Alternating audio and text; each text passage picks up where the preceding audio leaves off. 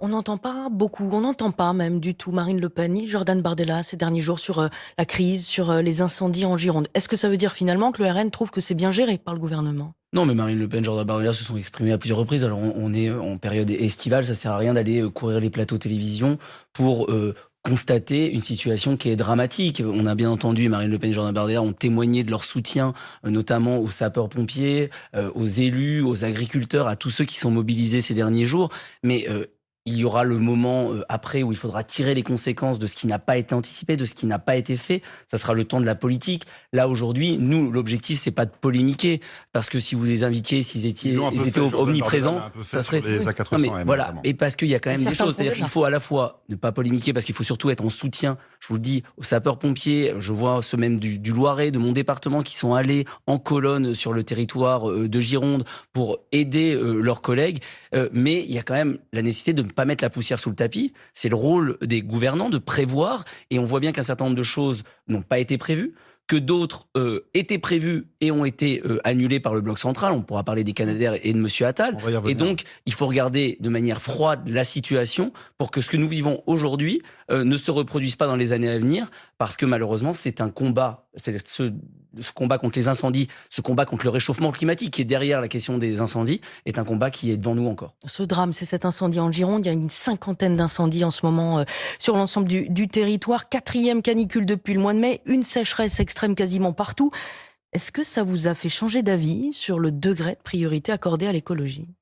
Je pense qu'à chaque fois, il faut avoir beaucoup d'humilité sur le sujet. Je pense qu'il y a une question humaine où on se dit, c'est important, on voit bien les chiffres, on voit que ça arrive, mais On il y a une savait que ça arriverait. accélération, il y a une accélération qui nous force tous, Français globalement, au-delà même des politiques, à se dire que il faut mettre le paquet, il faut accélérer, et que, encore une fois, un certain nombre de choses ont été faites pas forcément dans le bon sens. Depuis des années, contrairement à ce qui peut être dit, le programme du Rassemblement national est un programme qui prévoit de réduire les gaz à effet de serre, les émissions de gaz à effet de serre, puisque Mais ça n'a 50%... jamais été une de vos priorités. Mais c'est faux, c'est pas parce que vous faites, c'est pas parce que vous allez sur les plateaux de télé en bondissant sur votre chaise en disant écologie, écologie, écologie, c'est ce qu'ont fait les écolos, c'est ce qu'ils ont fait en Allemagne où ils ont fermé les centrales nucléaires et on se prend quotidiennement des vagues de pollution parce qu'on a rouvert des centrales à charbon. Vous savez, quand vous dites depuis des années que le problème central de notre pays, c'est la désindustrialisation, et que vous regardez les chiffres, 50%, la moitié des émissions de gaz à effet de serre sont liées aux importations, que dans le même temps, ces 30 à 40 dernières années, les émissions de gaz à effet de serre en France ont baissé, mais elles ont augmenté par rapport à celles qui sont liées aux importations. On voit bien que quand on défend Mais elles ont la réellement baissé. réindustrialisation, Les on était émissions un de gaz à- programme qui était écologique. Les émissions de gaz à effet de serre ont baissé en France ces Non, mais les dernières émissions, années. elles ont baissé sur celles qui sont émises sur le territoire, mais elles ont continué à augmenter par rapport aux importations.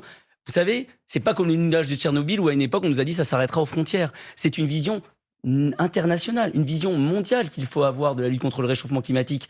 Et que aujourd'hui, Mais quand vous on l'avez fait cette fabriquer... vision à l'échelle mondiale? Vous l'avez au RN? mais nous la défendons. C'est-à-dire que quand on va faire fabriquer dans des conditions environnementales, sociales, nos produits à l'autre bout de la planète, en Chine depuis des années, parce qu'on a abandonné notre industrie, qu'on a mis des normes trop complexes, On a un peu qu'on a créé une l'impression que c'est votre situation... seule mesure, la relocalisation de l'activité. Parce qu'en fait, nous, on est pragmatique. Quand on regarde, il y a 50% des gaz à effet de serre, ce sont les importations.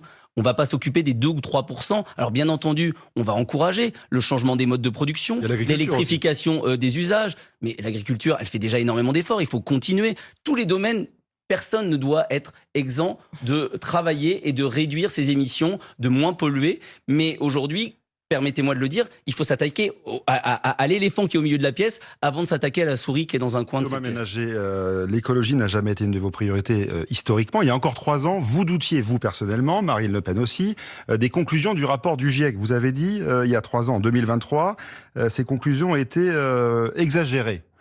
Non, alors moi, je me suis expliqué, mais je crois que ça fait déjà 3 fois Oui. que je viens ces dernières semaines chez vous et je suis toujours très Non, mais heureux de c'est venir au central, 8h30 en fait. France Info. Et Est-ce donc, que vous êtes tous- je me réexplique sur les propos qui avaient été tenus dans un contexte global où j'avais dit que la priorité, c'était la lutte contre le réchauffement climatique et l'adaptation climat, qu'il y avait un réchauffement climatique. Donc, c'est en aucun cas des propos climato-sceptiques. J'avais critiqué, j'avais été à maladroit, je m'en suis expliqué, j'en suis désolé, sur le fait que certains experts du GIEC faisaient de la politique, certains ont eu des engagements et que parfois, il y avait un ton qui pouvait être détourné d'un point de vue politique par certains.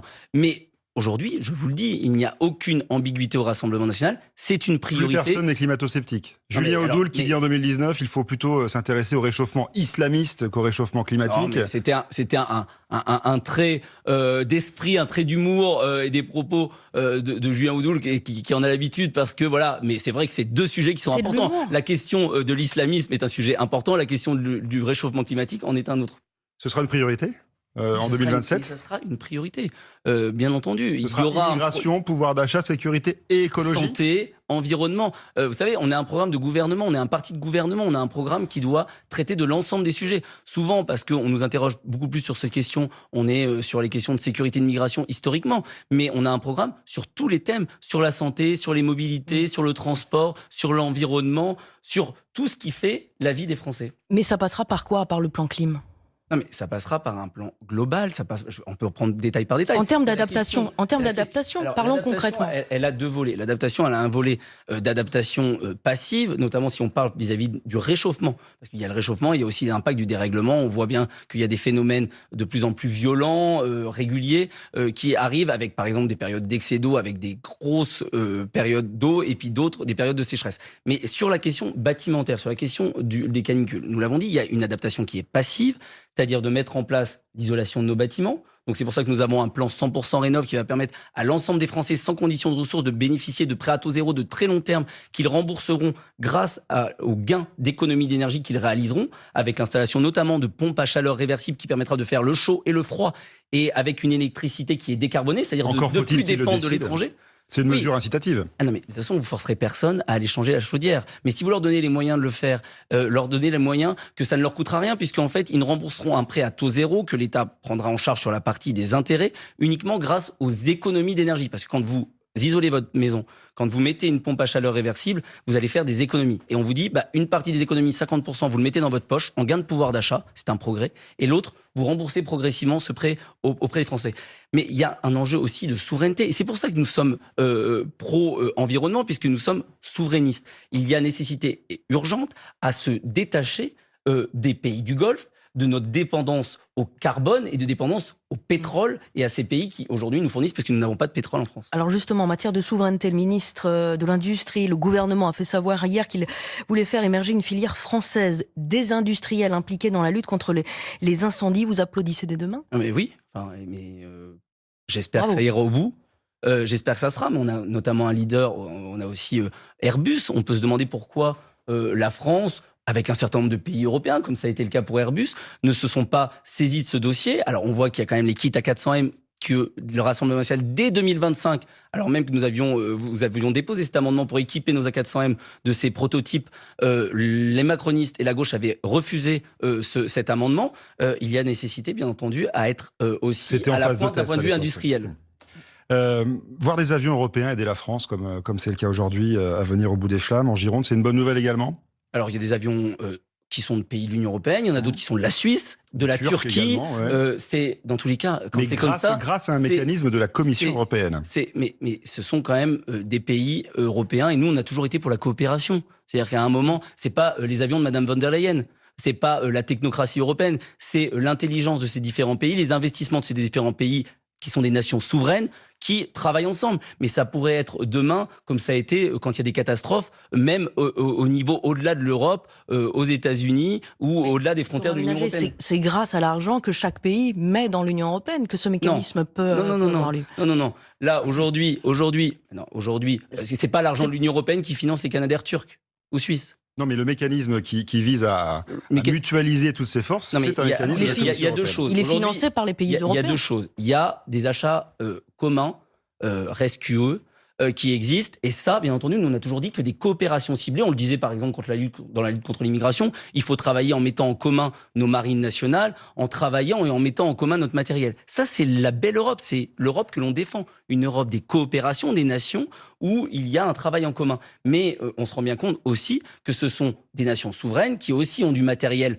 propre à leur pays, qui les mettent en commun. Et ça, ce sont des nations qui sont libres et qui le font. Et c'est ça la vision de l'Europe que nous avons aujourd'hui. Quand vous voulez... Pardon.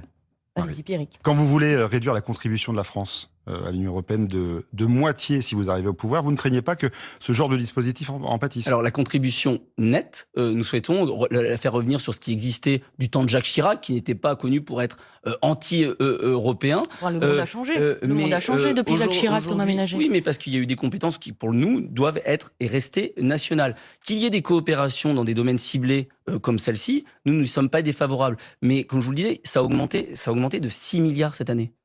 C'est-à-dire que de l'argent des impôts des Français, il y a une augmentation de 6 milliards du budget de l'Union européenne cette année.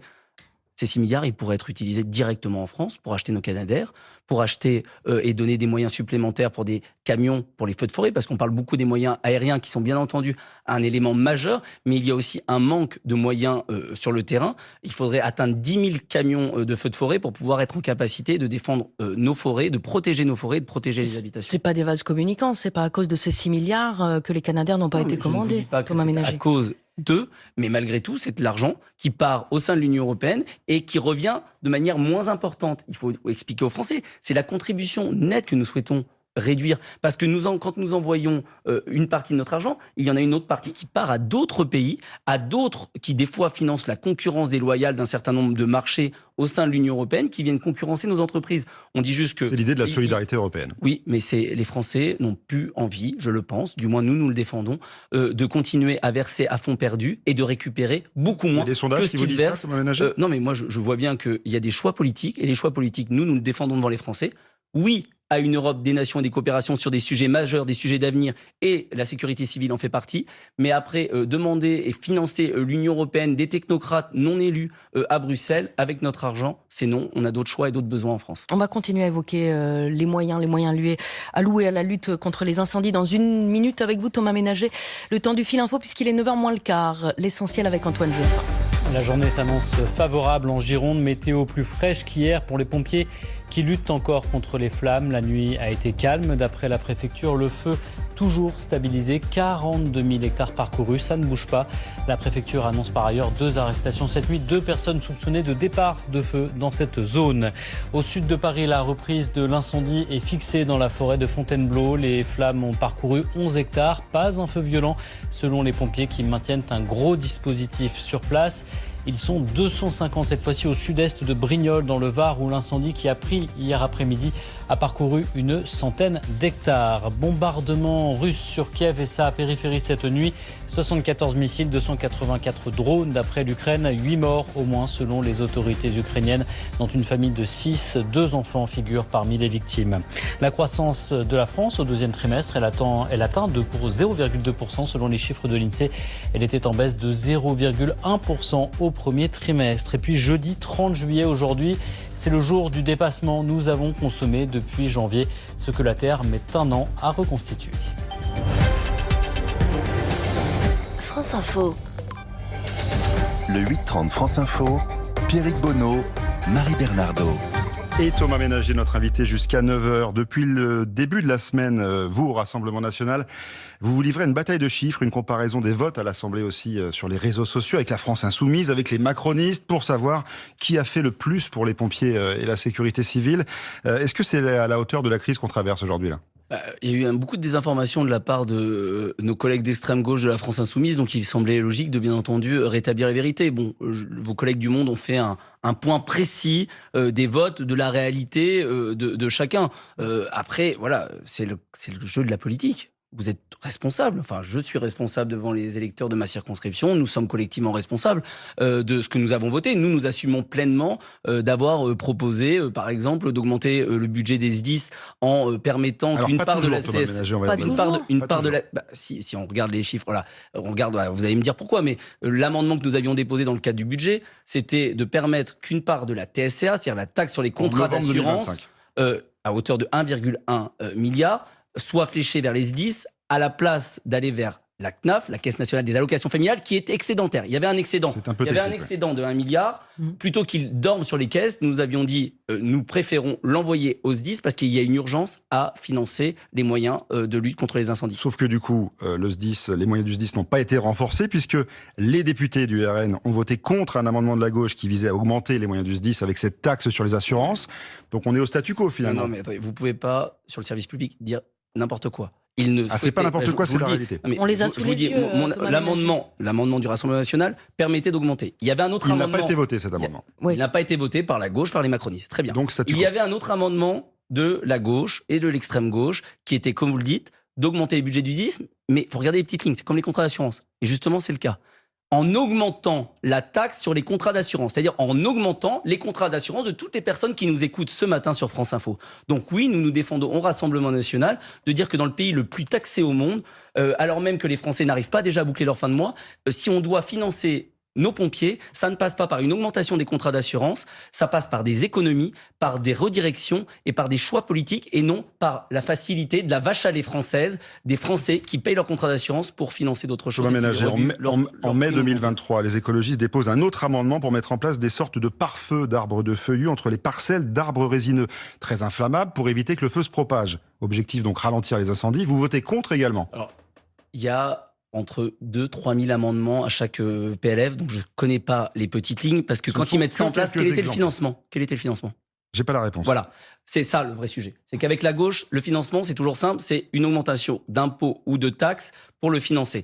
Donc ça, nous assumons au Rassemblement national. Mais vous allez chercher des économies ailleurs alors ? Il faut faire des économies ailleurs. Voilà, nous assumons qu'il faut faire des économies. Ça, c'est un plan global que nous avons. C'est le contre-budget que nous proposons chaque année, c'est-à-dire des économies à la fois sur les strates de l'État, c'est-à-dire quand on voit les 80 milliards que l'on verse à des agences chaque année, sur les services publics, sur les fraudes sociales. Et les fraudes sociales, non. Sur les services publics ? Il y a 30 ans, il n'y avait pas des agences dans tous les sens. C'est-à-dire qu'on ne créait pas des autorités administratives, des agences dans tous les sens. Il y avait les préfets, il y avait les administrations centrales, et on y arrivait. C'est-à-dire que là, on paye dans des agences, souvent des directeurs payés 5 à 10 000 balles, avec derrière toute une structure, et il y a des économies de structure à faire pour rationaliser la maison France. Voilà ce que l'on dit. Vous parlez de l'Office national des forêts, là, par exemple ? Ça, vous allez prendre, bien entendu, ce cas-là, qui, lui, a besoin, au contraire, de moyens supplémentaires, parce qu'on voit que le service public forestier et l'ONF a perdu des moyens. Moi, je le vois sur mon territoire. Il n'y a plus de techniciens dans nos forêts. Il n'y a plus la capacité de les entretenir.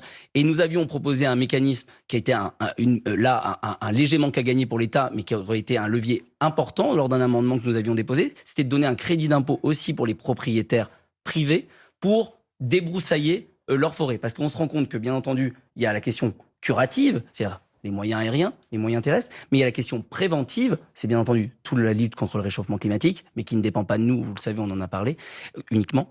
Et il y a la question aussi d'adapter nos forêts, de débroussailler, de les entretenir, pour pouvoir éviter aussi qu'il y ait une propagation plus importante. Honnêtement, Thomas Ménager, puisque vous l'avez rappelé, nous sommes sur le service public. Vous trouvez que le personnel politique a été à la hauteur de ça, qu'il n'y a pas eu de déni, à la hauteur de la crise que nous traversons dans l'anticipation et dans la gestion ?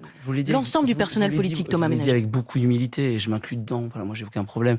Je pense que dans tous les cas, on a, face à la vague et au réchauffement climatique qui nous arrive, tous une part d'avoir été, pas dans un déni, parce que l'idée, c'était pas de nier ce qui nous arrivait, mais la proportion, la vitesse à laquelle ça... Elle a été annoncée. À laquelle ça arrivait. Non, parce que même les prévisions du GIEC ont été revues à la hausse. Parce que peut-être que les choix n'ont pas été faits. Ils n'ont pas été choix. Ils n'ont pas été. Je vous ai expliqué ce que j'avais voulu dire. On peut tourner en boucle, mais je vous ai expliqué ce que je voulais dire. Ce qui est certain, c'est que n'oublions pas une chose aussi. Il faut que la France fasse tous les efforts du monde. Mais comme je vous le disais, 50% des gaz à effet de serre, ce sont aussi l'Inde, la Chine et les États-Unis. 3 pays concentrent toutes les émissions de gaz à effet de serre. Donc il y a une coopération internationale et il y a urgence à remettre tout le monde autour de la table, ce qui n'est pas facile quand on voit les dirigeants que nous avons en face. Mais vous reconnaissez que vous non plus, vous n'avez pas voté tous les textes en faveur de la lutte contre les incendies. Mais alors, je réaffirme que tous ceux qui n'augmentaient pas les impôts... Non, parce que c'est ce que vous reprochez à la gauche. Donc je reproche à la gauche de ne pas l'avoir fait parce que je considère que ce n'était pas des augmentations d'impôts. Nous assumons que dès lors que ça augmentait les impôts des Français, les contrats d'assurance des Français, ce n'était pas la bonne solution parce que ça fait des décennies que l'on crée des taxes supplémentaires pour financer des politiques publiques et que les Français ne s'en sortent plus et que l'on continue à creuser le déficit et la dette dans notre pays. Bon, vous nous disiez que vous alliez faire de l'écologie une des priorités de la campagne pour la prochaine élection présidentielle. Il y a la question du financement de cette campagne. Thomas Ménager, vous n'avez pas trouvé de banque, vous cherchez à emprunter. Vous avez reçu ces derniers jours le soutien du Premier ministre, Sébastien Lecornu, puisqu'il a mis les banques françaises autour de la table, leur demandant de faire des propositions pour que vous puissiez trouver un moyen de financer cette campagne. Vous dites merci au Premier ministre aujourd'hui ? C'est dans la continuité d'une promesse qu'avait fait Emmanuel Macron, qui était d'une banque de la démocratie, de permettre à François Bayrou, d'autres, ça fait des années qu'on tourne autour de cette question. Ça ne concerne pas que le Rassemblement national. Alors c'est vrai que ça focalise beaucoup d'attention parce qu'on est le premier parti de France et que ça serait une forme d'anomalie démocratique que celui qui est en tête dans les sondages, en capacité vraisemblablement de gagner, selon les études d'opinion, la présidentielle, ne puisse financer sa campagne. Aujourd'hui, il y a un travail qui est fait. Moi, j'ai pas de commentaires à faire plus sur ce sujet. Vous cherchez combien? Il vous faut combien? Moi, j'ai 13 aucun millions élément. d'euros. Moi, je suis pas. Si vous avez des questions, entre 11 et 13 millions vous d'euros. inviterez. C'est le budget d'une campagne présidentielle. Globalement, voilà. Vous inviterez mon collègue Kevin Pfeffer, qui est trésorier du Rassemblement national. Lui pourra vous apporter des éléments de réponse. Moi, je suis là pour apporter des éléments de réponse aux Français. Ce qui est certain, c'est que les Français, ils doivent avoir la certitude, c'est que nous serons sur la ligne de départ avec Marine Le Pen et que nous allons tout mettre. Un scandale démocratique par le fait que vous ne puissiez pas emprunter de l'argent, c'est plutôt une bonne nouvelle du coup qu'effectivement même Sébastien Lecornu, le Premier ministre, qui n'est pas de votre camp, mette la main à la pâte pour vous aider à pouvoir financer la campagne. Voilà, bien entendu, dès lors que des personnalités, quelle que soit leur opinion politique, considèrent que le fait que n'importe quel parti politique en France puisse se présenter et puisse avoir les moyens de se présenter et soutiennent toute initiative qui va dans ce sens, est une bonne chose et nous attendrons de voir si cela porte ses fruits. Votre réaction à présent, Thomas Ménager, à cette décision qui vise Ksenia Fedorova, c'est l'ancienne dirigeante de la chaîne de télé RT France, chaîne pro-russe qui a fermé. Ksenia Fedorova, elle est russe, aujourd'hui chroniqueuse dans les médias appartenant à Vincent Bolloré. Elle s'est vue remettre hier un arrêté ministériel d'expulsion du territoire. Au motif, je cite, qu'elle est un relais des campagnes de désinformation pilotées par les autorités russes pour déstabiliser l'ordre public. Vous comprenez la décision de la France et cet arrêté d'expulsion? Vous savez, moi, dans un état de droit, il n'y a pas de régime plus favorable ou défavorable, il n'y a pas de géométrie variable. Moi, j'ai pas tous les tenants, les aboutissants. Ce qui est certain, c'est que moi, les positions de cette dame ne sont absolument pas les miennes, ne sont pas celles du Rassemblement national, et que si les services de l'État, je n'ai pas les éléments, ont considéré qu'elle ne devait pas rester sur le sol français, c'est qu'elle a répondu aux critères. Je ne pense pas qu'il y ait un jugement et une décision d'opportunité. Néanmoins, voilà, j'espère qu'il y aura la même célérité pour expulser quand il y a des délinquants étrangers sous OQTF, d'autres pays, notamment algériens, qui restent sur le sol. J'en ai c'est par pas exemple. OQTF, hein, là. Non, mais j'attendrai la même célérité. Là, on n'est pas dans le même régime, mais j'attends la même célérité quand il s'agit d'expulser des personnes parfois qui volent, qui violent, qui violentent sur notre territoire. J'en ai à Montargis, sur la ville sous-préfecture de mon territoire, où il y a très, très régulièrement des agressions d'OQTF. Donc, j'attends juste la même célérité pour d'autres cas. C'est pas tout à fait le même sujet. Le sujet, là, c'est la désinformation. Ça va être un enjeu de cette campagne présidentielle, Thomas Ménager. Ah non, mais dans tous les cas, l'ingérence étrangère, la désinformation à l'heure de l'IA, à l'heure des réseaux sociaux, à l'heure de puissances étrangères qui cherchent à déstabiliser, c'est le cas de la Russie. Et à l'heure où vous recevez le soutien d'Elon Musk, le patron de X aussi. Vous et Rassemblement National. On n'est pas responsable des soutiens. Nous, on les a pas demandés. Chacun prend les positions qu'il souhaite. Mais ce qui est certain, c'est que, notamment à l'heure où la Russie cherche à menacer les intérêts de la France, tant en Hexagone qu'en Outre-mer, cherche aussi à fragiliser les relations qu'on peut avoir avec certains pays en Afrique, il y a urgence à se protéger de ces différentes ingérences. Et c'est vrai que cette dame portait des propos qui n'étaient pas ceux que moi je partageais et que je partage sur la vision du conflit entre l'Ukraine et la Russie. Marine Le Pen sera donc votre candidate en 2027. Il n'y a pas une déception chez tous ceux RN qui croyaient, qui voyaient Jordan Bardella représenter vos couleurs l'an prochain? Absolument pas, parce que depuis le début, on a dit que ce serait Marine Le Pen et que nous le souhaitions, nous croyons en son innocence et que nous croyons en sa possibilité de se présenter. C'est le cas aujourd'hui. Le premier à le dire, c'était Jordan Bardella. Donc non, il n'y a aucune déception, il y a surtout une grande joie. Et maintenant, un parti, un mouvement, des adhérents, des militants qui sont sur le terrain, qui sont en ordre de marche. Parce que au-delà de ces questions politiques, de personnes qui ne nous intéressent pas au Rassemblement national, il y a une urgence à protéger notre pays, à apporter des solutions, et c'est ce que nous ferons pendant toute cette campagne présidentielle, en matière de santé, de sécurité, d'environnement, d'immigration, parce qu'il en va de l'avenir de notre pays, et c'est ça le rôle de la politique, derrière toutes ces petites polémiques ou toutes ces petites histoires de personnes. Thomas Ménager, merci d'avoir été l'invité du 8h30 France Info ce matin, député Rassemblement National du Loiret.